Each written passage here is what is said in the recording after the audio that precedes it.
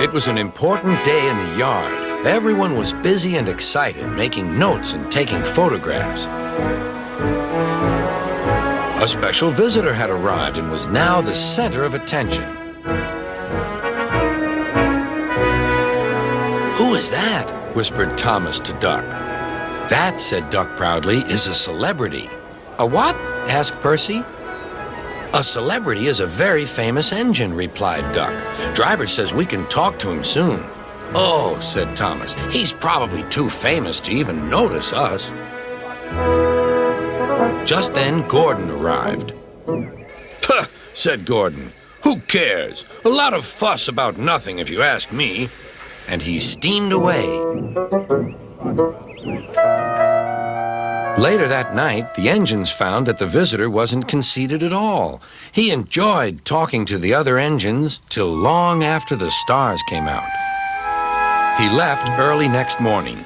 Gordon was still complaining. "Good riddance," he grumbled, "chattering all night. Who is he anyway?" "Duck told you," replied Thomas. "He's famous." "As famous as me? Nonsense." "He's famouser than you. He went 100 miles an hour before you were even thought of." "Huh, so he says," huffed Gordon, "but I didn't like his looks. He's got no dome. Never trust domeless engines. They're not respectable. I never boast, but I'd say 100 miles an hour would be easy for me. Goodbye." Duck took some freight cars to Edward's station. "Hello," called Edward. "That famous engine came through this morning. He whistled to me. Wasn't he kind?" "He's the finest engine in the world," replied Duck. Then he told Edward what Gordon had said. "Take no notice," soothed Edward. "He's just jealous. He thinks no engine should be famous but him. Look, he's coming now." Gordon was running very fast. His wheels pounded the rails. "He did it, I'll do it. He did it, I'll do it." Gordon's train rocketed past and was gone. "He'll knock himself to bits," chuckled Duck.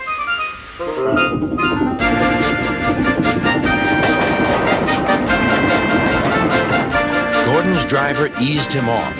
"Steady, Gordon. We aren't running a race." "We are then," said Gordon, but he said it to himself. Suddenly, Gordon began to feel a little strange. "The top of my boiler seems funny," he thought. "It feels as if something is loose. I'd better go slower." But it was too late. On the viaduct, they met the wind. It was a teasing wind which blew suddenly in hard puffs. Gordon thought it wanted to push him off the bridge. "No, you don't," he said firmly. But the wind had other ideas. It curled round his boiler, crept under his loose dome, and lifted it off and away into the valley below. Gordon was most uncomfortable.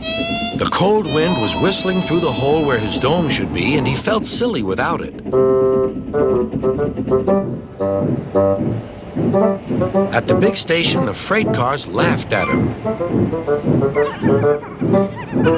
Gordon tried to whoosh them away, but they crowded round no matter what he did.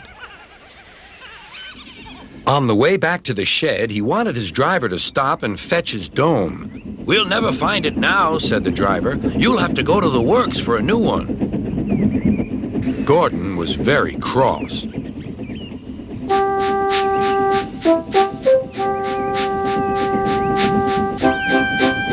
"I hope the shed is empty tonight," he huffed to himself. But all the engines were there waiting. "Never trust domeless engines," said a voice from somewhere behind him. "They aren't respectable."